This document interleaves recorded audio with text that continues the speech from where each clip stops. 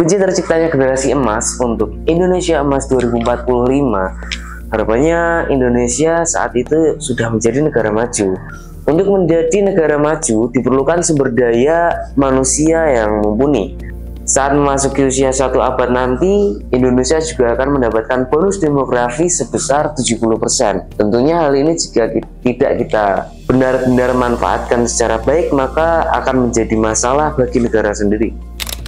Pendidikan itu adalah ujung tombak untuk membentuk sumber daya manusia yang berkualitas. Inti dari pendidikan itu adalah literasi. Bohong besar jika orang mengaku berpendidikan tapi nol literasi. Sekolah sendiri itu merupakan salah satu ujung tombak untuk membentuk generasi yang liter.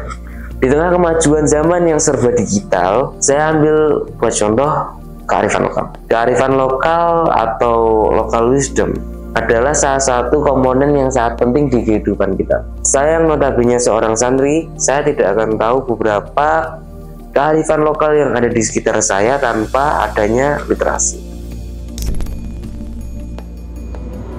Secara umum itu mungkin kita menangkap arti dari kata literasi itu justru hanya sebatas membaca. Padahal literasi itu lebih daripada hanya sekedar membaca.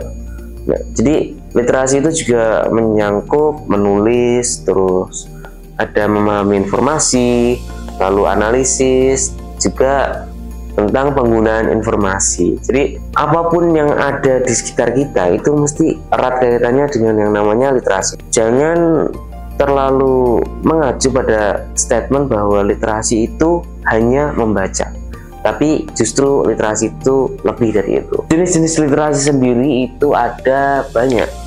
Beberapa di antaranya ya literasi baca tulis, literasi numerasi, literasi sains, literasi digital, literasi about finansial, literasi kultural, dan juga masih banyak lagi. Di era digital, literasi digital itu menjadi salah satu hal yang paling penting. Tentunya keterampilan literasi sangat diperlukan untuk beradaptasi dengan perkembangan zaman dan juga bersaing di dunia yang semakin kompleks. Contoh literasi di pesantren itu ada banyak sekali. Banyak sekali manfaat literasi di lingkungan pesantren. Jadi literasi yang ada di lingkungan pesantren itu memberikan manfaat bagi santri.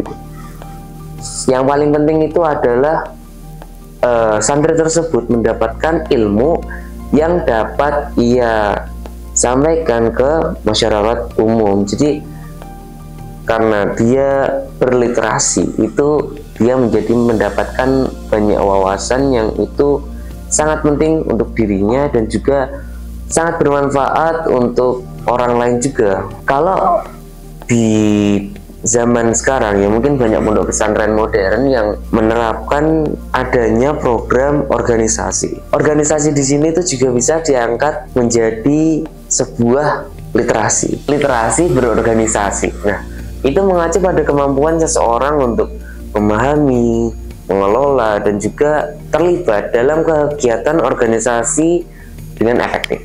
Nah, ini mencakup keterampilan seperti komunikasi, kerjasama, manajemen waktu, pengambilan keputusan, dan problem solver atau pemecahan masalah. Literasi organisasi itu tidak hanya penting untuk kepemimpinan, tetapi juga untuk menciptakan rasa tanggung jawab dan komitmen dalam berbagai aspek kehidupan. Jadi adanya sebuah organisasi di pondok pesantren yang kebanyakan pondok pesantren modern itu menerapkan program seperti itu memang benar-benar sangat penting buat santri itu sendiri.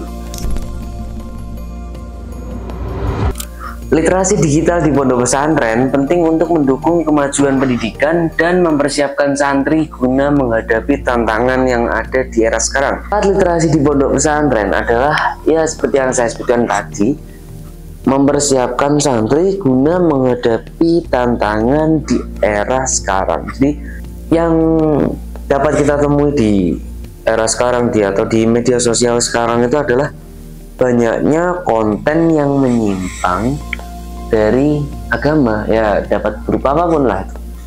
ujaran kebencian, saling sindir, terus penghinaan dan penistaan agama, ya seperti itulah. Jadi ya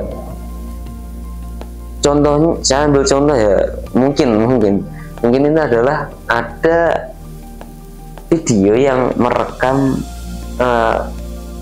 menyembelih mohon maaf babi dengan menyebut bismillah. Nah, tentunya itu kan konten yang menurut kita sebagai muslim itu agak sedikit tidak enak untuk dilihat. Masa iya sih nyembelih babi dengan mengucap bismillah itu kan kayak aneh banget gitu ya. Maksudnya konten ini tuh apa gitu. Itu ya seperti yang saya jelaskan di awal tadi, konten-konten yang menyimpang dari ajaran agama ya, seperti ujaran kebencian, terus saling sindir juga gitu. 2045 adalah visi untuk mencapai Indonesia yang maju, sejahtera, dan berdaya saing tinggi. Bertepatan dengan peringatan 100 tahun kemerdekaan Indonesia, tujuan utama Indonesia Emas itu adalah menciptakan sumber daya manusia yang berkualitas, berdaya saing global, dan memiliki karakter yang kuat.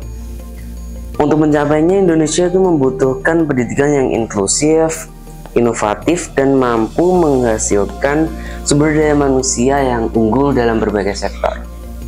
Nah, dalam mencapai Indonesia Emas 2045, pondok pesantren itu juga berperan penting dalam mencetak sumber daya yang memiliki karakter kuat, keimanan yang baik, serta keterampilan yang dibutuhkan di berbagai sektor. Jadi pondok pesantren itu tidak hanya mengajarkan pengetahuan agama saja, tapi juga mengembangkan keterampilan kepemimpinan dan kemandirian. Hal ini sangat penting dalam mempersiapkan pemimpin masa depan yang dapat berkontribusi dalam pembangunan bangsa. Lalu dalam pondok pesantren itu santri belajar hidup berdampingan. Jadi secara tidak langsung itu juga mengajarkan tentang indahnya toleransi.